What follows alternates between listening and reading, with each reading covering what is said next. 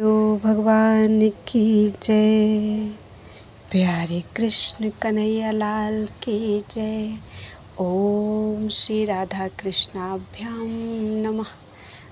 ओम नमो भगवते वासुदेवाय। श्रीमद्भागवते प्रथम स्कंधे अथ षष्ठो अध्यायः। सूत उवाच। एवं निशम्य भगवान् देवर्षेर्जन्म कर्म च भूयः प्रपच्छ तं ब्रह्मन् व्यासः सत्यवती सुतः। व्यास उवाच। भिक्षुभिर्विप्रवसिते विज्ञानद्रष्टृभिस्तौ वर्तमानो वयस्याद्ये ततः किं करोद्भवान् स्वायम्भुवकया वृत्त्या वर्तितं ते परं वयः कथं चेदमुदश्राक्षीः काले प्राप्ते कलेवरं प्राकल्पविषयामेता स्मृतिं ते सुरसत्तम न ह्येष व्यवधात् काल एष सर्वनिराकृतिः। नारद उवाच। भिक्षुभिर्विप्रवसिते विज्ञानादेष्ट्रभिर्मम वर्तमानो वयस्याद्ये तत एतद्कारशम् एकात्मजा मे जननी योषिन्मूढा च किङ्करी मय्यात्मजे अनन्यगतौ चक्रे स्नेहानुबन्धनं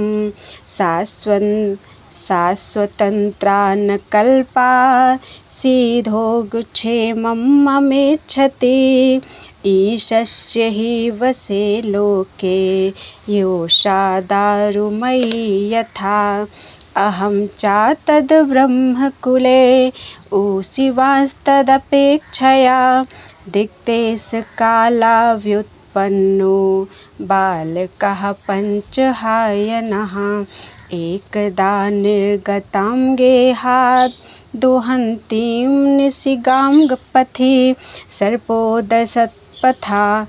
सर्पोदशत्पदा स्पृष्टः कृपणां कालचोदितः तदा तदहमीशस्य भक्तानां संभीप्सितः अनुग्रहं मन्यमानः प्रातिष्ठं दिशमुत्तरां स्फीताञ्जनपदांस्तत्र पुरग्रामव्रजाकरान् खेटखर्वटवाटीश्च वनान्य उपवनानि च चित्रधातुविचित्राद्रि निभभग्नभुजद्रुमान् जलाशयाञ्छुजलान्नलिनीः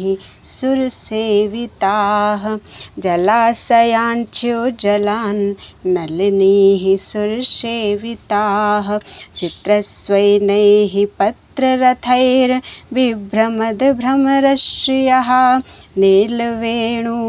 नलवेणुसरस्तुम्ब कुशकीचकगह्वरम् एक एवातियातोऽहं द्राक्षं विपिनं महत् घोरं प्रतिभयाकारं व्यालोलुकशिवाजिरं परिश्रान्तेन्द्रियात्माहं त्रटपरीतो बुभुक्षितः स्नात्वा पीत्वा हृदे नद्या उपस्पृष्टो गतश्रमः तस्मिन् निर्मनुजेरण्ये पिप्पलोपस्थ आस्थितः आत्मनात्मानमात्मस्थं यथा श्रुतं चिन्तयन् ध्यायतश्चरणाम्भोजं भावनिर्जितचेतसा औत्कण्ठया शुक्लाक्षस्य हृद्यासीन्मे शनैर्हरिः प्रेमातिभरनिर्भिन्न पुलकाङ्गो अतिनिर्वृतः आनन्दसम्प्लवे लीनो नानुपश्यमुभयं मुने रूपं भगवतो यत्तन्मनः कान्तं शुचापहम् अपश्यन् सहसोत्तस्थे वैक्लव्यार्दुर्मना इव दिद्रक्षुस्तदहं भूयः प्रणिधाय मनोहृदि वीक्षमाणोऽपि नापश्यं वितृप्त इवातुरः एवं यतन्तं विजने मामाहागोचरो गिरां गम्भीरसलक्षणया वाचा शुचः प्रशमयन्निव हन्तास्मिन् जन्मनि भवान् मां द्रष्टुमिहार्हति अविपक्वकषायाणां दुर्दर्शोऽहं कुयोगिनां शक्रद यद्दर्शितं रूपम् एतत् कामायते नघ मत्कामः सनकैः साधुः सर्वान् मुञ्चति हृच्छयान् सतसेवया दीर्घया ते जाता मयि दृढा मतिः हित्वा वद्यमिमं लोकं गन्तामज्जन्तामसि मतिर्मयि निबद्धेयं न विपद्येत कर्हिचित् प्रजासर्गनिरोधेऽपि स्मृतिश्च मदनुग्रहात् एतावदुक्तोपरराम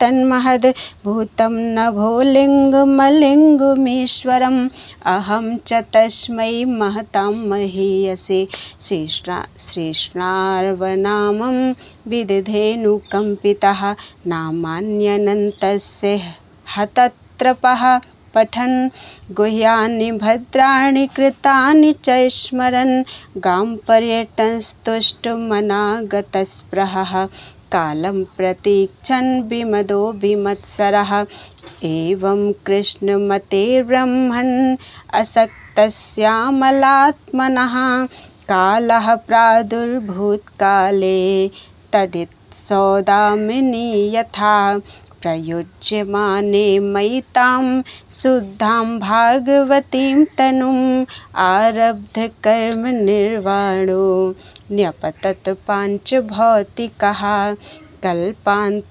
इदमादाय शयानेऽम्भस्योदन्वतः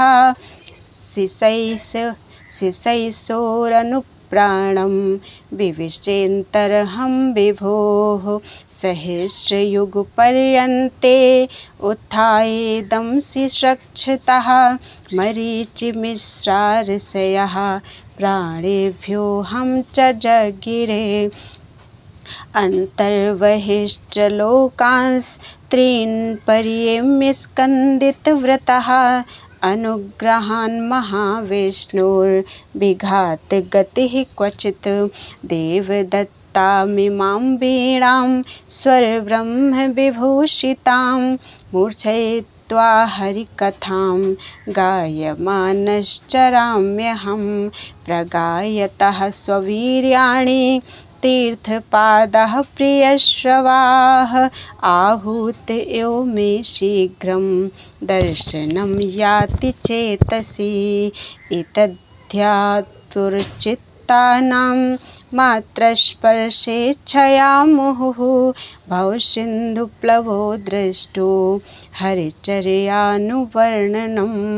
यमादिभिर्योगपथैः कामलोभहतो मुहुः मुकुन्दसेवया यद्वत् तथा आत्माद्धा न साम्यति सर्वं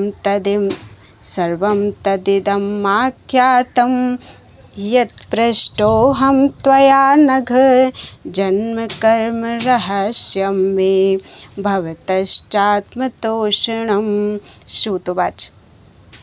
एवं सम्भाष्य भगवान् नारदो वासुविसुतम् आमन्त्र्य वीणां रणयन् ययौ यादृच्छिको मुनिः अहो देवर्षिर्धन्योऽयं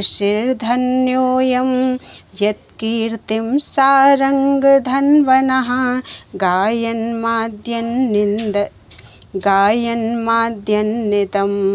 तन्त्र्या रमयत्यातुरं जगत्।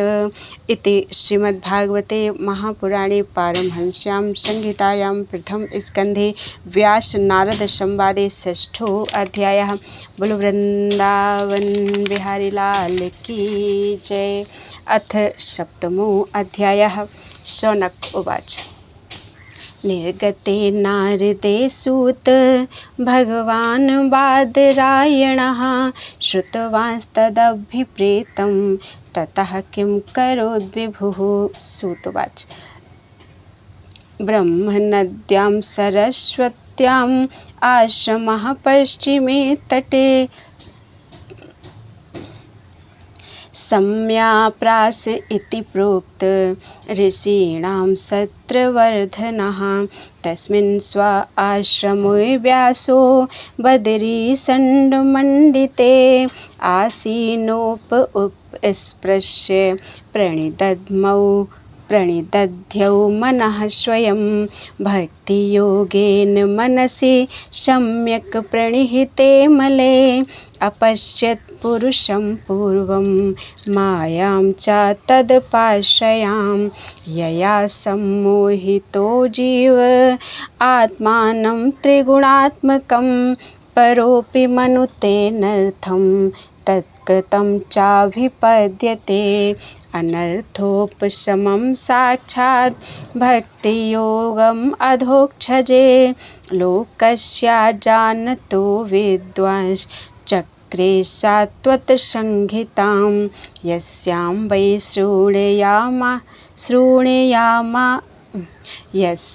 वै श्रूयमाणायां कृष्णे परमपुरुषे भक्तिरुत्पद्यते पुंसः शोकमोहभयापहा। संहितां भागवतीं कृत्वानुक्रम्य चात्मजं सुखमध्यापयामास निवृत्तिनिरतं मुनिः। शौनकोवाच। स वै निवृत्तिनिरतः सर्वत्रोपेक्षको मुनिः कस्य वा बृहतीमेताम् आत्मा रामः समभ्यसत्। श्रुत उवाच। आत्मा रामश्च मुनयो निर्ग्रन्था अप्युरुक्रमे कुर्वन्ते हेतुकीं भक्तिम् इत्थं भूतगुणो हरिः हरिर्गुणाक्षिप्त मतिर्भगवान् बादरायणिः अध्यगान्महदाख्यानं नित्यं विष्णुजनप्रियः परीक्षितोऽथ राजर्षेर्जन्मकर्मविलापनं संस्थां च पाण्डुपुत्राणां वक्षे कृष्णकथोदयं यदा मृधे कौरव सञ्जयानां वीरेष्वथो वीरगतिं गतेषु ब्रकोदराबिद्धगदाभिमर्श भग्नोरुदण्डे धृतराष्ट्रपुत्रे भर्तुः प्रियं द्रोणीरिति स्म पश्यन् कृष्णासुतानां स्वपतां शिरांसि उपाहरद विप्रियमेव तस्य जुगुप्सितं कर्म विगर्हयन्ति माता शिशूनां निधनं सुतानां निशम्य घोरं परितप्यमाना तदा रुद्बाष्प कलाकुलाक्षी तां सान्त्वयन्नाह किरीटमाली तदा शुचस्ते प्रेमजामि तदा शुचस्ते प्रम्रजामि भद्रे यद् ब्रह्मबन्धोः शिराततायिनः गाण्डीवमुक्तैर्विशखैरुपाहरे तवाक्रम्य यत्स्नास्यसि दग्धपुत्रा इति प्रियाम्बल्गुविचित्रजल्पैः ससान्त्वयित्वाच्युतमित्रसूतः अन्वाद्रंशित उग्रधन्वा कपिध्वजो गुरुपुत्रं रथेन तमापतन्तं सविलक्ष्य दूरात् कुमारोद्विग्नमना रथेन पराद्रवत् प्राणपरीप्सुरुव्या पराद्रवत् प्राणपरिप्सुरुर्व्यं यावद्गमं रुद्रभयाद्यथार्कं यदा शरणमात्मानम् ऐक्षत श्रान्तवाजिनम् अस्त्रं ब्रह्म शिरो मेने आत्मत्राणं द्विजात्मजः अथोपस्पृश्य सलिलं सन्दधे तत्समाहितः आजानन्नुपसंहारं प्राणकृच्छ उपस्थिते ततः प्रादुष्कृतं तेजः प्रचण्डं सर्वतोदिशं प्राणापदमभिप्रेक्ष्य विष्णुं जिष्णुरुवाच अर्जुन उवाच कृष्ण कृष्ण महाबाहो भक्तानां भयङ्कर त्वमेको दह्यमानानाम् अपवर्गोऽसि संश्रुते त्वमाद्यः पुरुषः साक्षात् ईश्वरः प्रकृतेः परः मायां व्युदश्चिच्छक्त्या कैवल्ये स्थित आत्मनि स एव जीवलोकस्य मायामोहितचेतसः विधत्से स्वेन वीर्येण श्रेयो धर्माधिलक्षणम् तथायं चावतारस्ते भुवो भारजिहीर्षया स्वानां चानन्यभावानाम् अनुध्यानाय चाशकृत किमिदं स्वित्कुतो वेति देवदेव न वेदम्यहम् सर्वतोमुखमायाति तेजः परं दारुणं। श्री भगवान उवाच वेत्थेदं द्रोणपुत्रस्य ब्राह्मस्त्रं प्रदर्शितं नैवासो वेद संहारं प्राणबाध उपस्थिते न ह्यस्यान्तमं किंचित् अस्त्रं प्रत्यवकर्षणं जह्यास्त्रतेज उन्नद्धम् अस्त्रज्ञो ह्यस्त्रतेजसा। सुतवाच श्रुत्वा भगवता प्रोक्तं फाल्गुनः परवीरः स्पृष्ट्वापस्तं परिक्रम्य ब्राह्माय सन्दधे स्पृष्ट्वापस्तं परिक्रम्य ब्राह्माय सन्दधेः संहत्यान्योन्यम् उभयोः तेजसी सरसंव्रते आवृत्य रोदशीखं च बव्रधातेर्कवह्निवत् दृष्ट्वास्त्र तेजस्तु त्रयोस्त्रीन् लोकान् प्रदहन् महत् दह्यमानाः प्रजाः सर्वाः साम्वर्तकं मंसत प्रजोपप्लवमालक्ष्य लोकव्यतिकरं च तं मतं च वासुदेवस्य सञ्जहार्जुनोद्वयम् तत् आसाद्य तरसा दारुणं गौतमीसुतं बबन्धामर्षतां राक्षः पशुं रसनया यथा शिबिराय निनिसन्तं दाम्ना बद्ध्वा रिपुं बलात् प्राहार्जुनं प्रकुपितो भगवानम्बुजेक्षणः मैनं पार्थार्हसि त्रातुं ब्रह्मबन्धुमिमं जहि योऽसावनागसः सुप्तान् बधीन्निशि बालकान् मत्तं प्रमत्तं उन्मत्तं सुप्तं बालं स्त्रियं जडं प्रपन्नं विरथं भीतं न रिपुं हन्ति धर्मवित् स्वप्राणान् यः परप्राणैः प्रपुष्णात्य घृणः खलः तद्वधस्तस्य हि श्रेयो यद्दोषाध्यत्यधः पुमान् प्रतिश्रुतं च भवता पाञ्चाल्यै शृण्वतो मम आहरिष्ये शिरस्तस्य यस्ते मानिनीपुत्रः तदसौ वध्यतां पाप आततायात्मबन्धुः भर्तुश्च विप्रियं वीर कृतवान् कुलपांशनः एवं परीक्षिता धर्मं पार्थः कृष्णेन चोदितः नैच्छद्धन्तुं गुरुसुतं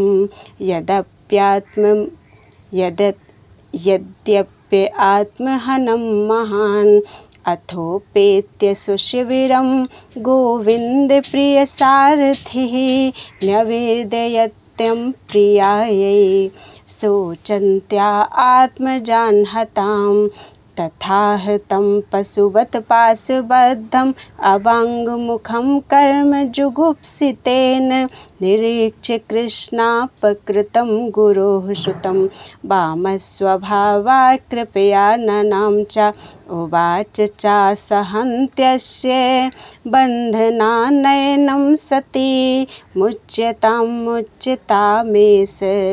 ब्राह्मणो नितरां गुरुः सरहस्यो धनुर्वेदः सविसर्गोपसंयमः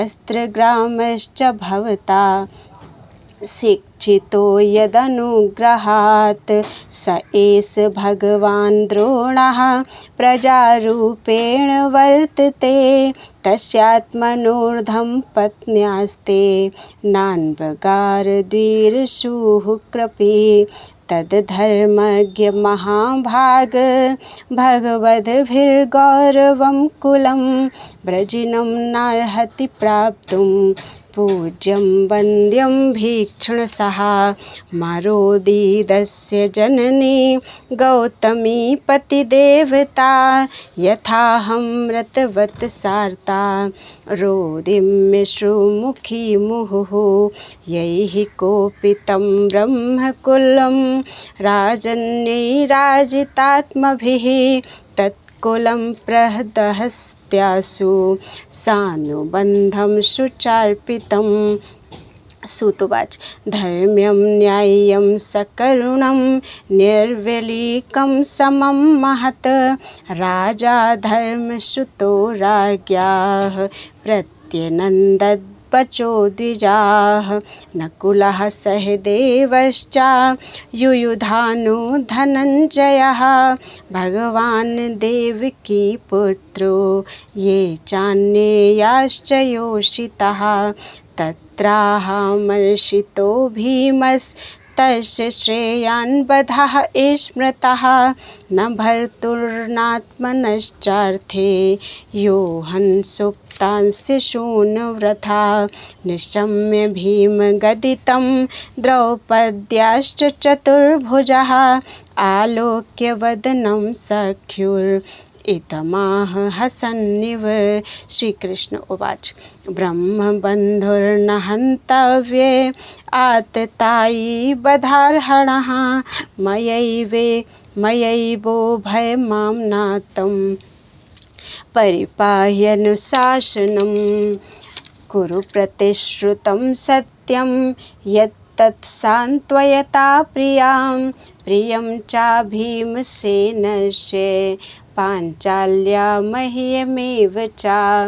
सुतुवाच अर्जुनः सहसाज्ञाय हरेर्हार्दमथासिना मणिं जहार मूर्धन्यं द्विजस्य सह मूर्धजं विमोच्य रसनाबद्धं बालहत्याहतप्रभं तेजसा मणिनाहीनं शिबिरान्निर्यापयत् वपनं द्रविणादानं स्थानान्निर्यापणं तथा एष हि ब्रह्मबन्धूनां वधो नान्योऽस्ति दैहिका पुत्रशोकातुराः सर्वे पाण्डवाः सह कृष्णया स्वानामृतानां यत्कृत्यं क्रूरनिर्हरणादिकम् इति श्रीमद्भागवते महापुराणे पारमहंस्यां संहितायां प्रथमस्कन्धे द्रोणीनिग्रहो नाम सप्तमो अध्यायः। बोलो वृंदावन बिहारी लाल की जय। त्वदीयं वस्तु गोविन्दं तुभ्यमेव समर्पयेत्।